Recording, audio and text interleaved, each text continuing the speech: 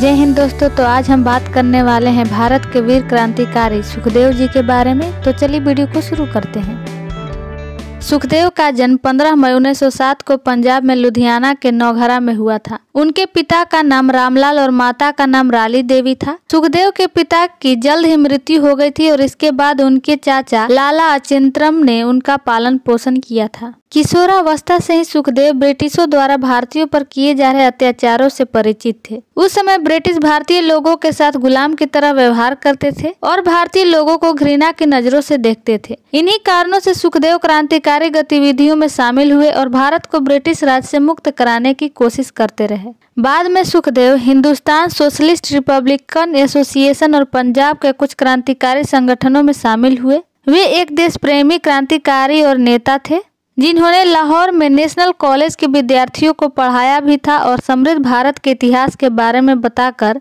विद्यार्थियों को वे हमेशा प्रेरित करते रहते थे। इसके बाद सुखदेव ने दूसरे क्रांतिकारियों के साथ मिलकर नौजवान भारत सभा की स्थापना भारत में की। इस संस्था ने बहुत से क्रांतिकारी आंदोलनों में भाग लिया था और आजादी के लिए संघर्ष भी किया था। सुखदेव ने उनके नौजवान साथी भगत सिंह, भगवती चरण बोहरा, कॉमरेड रामचंद्र इत्यादि के साथ संगठित होकर देश के स्वतंत्रता संग्राम में योगदान देने के लिए शुरुआत की। इसके लिए बाद में Sukhdev Hindustan socialist Republican association और पंजाब के कुछ क्रांतिकारी संगठनों में शामिल हुए। सुखदेव ने बहुत से क्रांतिकारी गतिविधियों में हिस्सा लिया, जैसे 1929 का जेल भरो आंदोलन। इसके साथ साथ वे भारतीय स्वतंत्रता अभियान के भी सक्रिय सदस्य थे। भगत सिंह और शिवराम राजगुरु के साथ मिलकर वे लाहौर षड्यंत्र में सह अपराधी भी बने थे। सन 1928 में लाला लाजपत राय की मृत्यु के बाद यह घटना हुई थी। सन 1928 में ब्रिटिश सरकार ने सर जॉन साइमन के अंडर एक कमीशन का निर्माण किया, जिसका मुख्य उद्देश्य उस समय में भारत की राजनीतिक अवस्था की जांच करना और ब्रिटिश पार्टी का गठन करना था। लेकिन भारतीय राजनीतिक दलों ने कमीशन का विरोध किया क्योंकि इस कमीशन में कोई भी सदस्य भारतीय नहीं था। बाद में राष्ट्रीय स्तर पर उनका विरोध होने लगा था। जब कमीशन 30 अक्टूबर 1928 को लाहौर गई, तब लाला लाजपत राय ने अहिंसात्मक रूप से शांति मोर्चा निकालकर उनका विरोध किया, लेकिन ब्रिटिश पुलिस ने उनके इस मोर्चे को हिंसात्मक घोषित किया। इसके बाद जेम्स स्कॉट ने पुलिस अधिकारी को विरोधियों पर लाठीचार्ज करने का आदेश दिया और लाठीचार्ज के समय उन्होंने विशेषतः लाला लाजपत राय को निशाना बनाया और बुरी तरह से घायल होने के बाद लाला लाजपत राय की मृत्यु हो गई थी। जब 17 नवंबर 1928 को लाला लाजपत राय की मृत्यु हुई थी, तब ऐसा माना जाता है कि स्कॉट को उनकी मृत्यु का गहरा धक्का लगा था।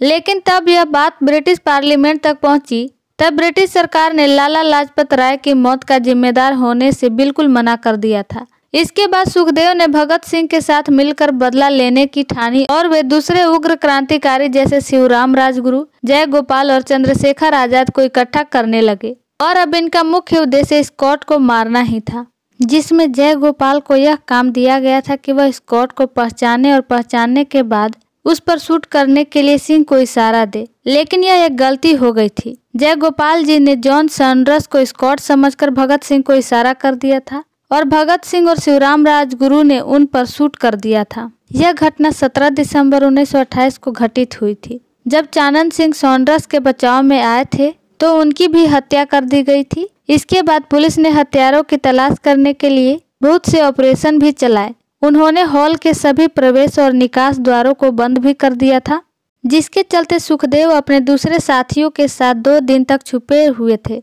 19 दिसंबर 1928 को सुखदेव ने भगवती चरण ओहरा की पत्नी दुर्गा देवी ओहरा को मदद करने के लिए कहा था, जिसके लिए वह राजी भी हो गई थी। उन्होंने लाहौर से हावड़ा ट्रेन पकड़ने का निर्णय लिया। अपनी पहचान छुपाने के लिए भगत सिंह ने अपने बाल कटवा लिए थे और दाढ़ी भी आधे से ज्यादा हटा दी थी। अगले दिन सुबह सुबह उन्होंने पश्चिमी वस्त्र पहन लिए थे। भगत सिंह और ओहरा एक युवा जोड़े की तरह आगे बढ़ रहे थे, जिनके हाथ में ओहरा का एक बच्चा भी था, जबकि राजगुरु उनका सामान उठाने वाला नौकर बना था। वे वहां से निकलने में सफल हुए और इसके बाद उन्होंने लाहौर जाने वाली ट्रेन पकड़ ली। लखनऊ से राजगुरु उन्हें छोड़कर अकेले बनारस चले गए थे, जबकि भगत सिंह और ओहरा अपने बच्चे को लेकर हावड़ा चले गए। दिल्ली में सेंट्रल असेंबली हॉल में बमबारी करने के बाद सुखदेव और उनके साथियों को पुलिस ने पकड़ लिया था और उन्हें मौत की सजा सुनाई गई थी। 23 मार्च 1931 को सुखदेव थापर, भगत सिंह और शिवराम राजगुरु को फांसी दी गई थी और उनके शवों को रहस्यमयी तरीके से सतलज नदी के किनारे पर जलाया गया था। सुखदेव ने अपने जीवन को देश के लिए न्यौछावर कर दिया था और सिर्फ 24 साल की उम्र में वे शहीद हो गए थे। भारत को आज़ाद कराने के लिए अनेकों भारतीय देशभक्तों ने अपने प्राणों की आहुति दे दी। ऐसे ही देशभक्त शहीदों में से एक थे सुखदेव थापर, जिन्होंने अपना संपूर्ण जीवन भारत को अंग्रेजों की बेड़ियों से मुक्त कराने के लिए समर्पित कर दिया। सुखदेव महान क्रांतिकारी भगत सिंह के बचपन के मित्र थे। दोनों साथ बड़े हुए, साथ में पढ़े और अपने देश को आज़ाद कराने की जंग में एक साथ भारत माता के लिए शहीद हो गए। 23 मार्च सन 1931 की शाम 7:33 पर सेंट्रल जेल में इन्हें फांसी पर चढ़ा दिया गया और खुली आंखों से भारत की आज़ादी का सपना देखने वाले ये 3 दीवाने हमेशा के लिए सो गए। आई होप आप लोगों को ये वीडियो अच्छा लगा होगा। अगर अच्छा लगा तो हमारे चैनल को सब्सक्राइब जरूर कर ले ताकि आने वाले वीडियो की नोटिफिकेशन आप तक पहुंच सके। जय हिंद, जय भारत।